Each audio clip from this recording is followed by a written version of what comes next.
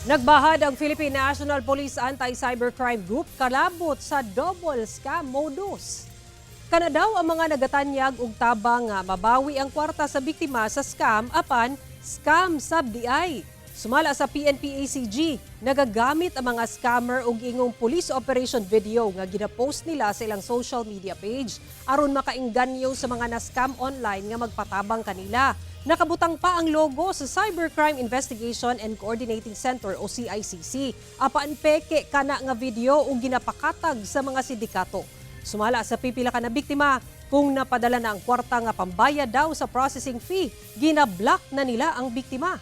Mugamit sab daw ang mga sindikato og gikopya nga nawong sa spokesperson sa PNP-ACG. Pahinumdum sa kapulisan, sutaon pag-ayo og dili dayon mutuo sa online ads. Sa mga nabiktima sa scam, mamahimong mudangup sa PNP-ACG field units aron masigurong lehitimo ang mga otoridad nga makaistorya.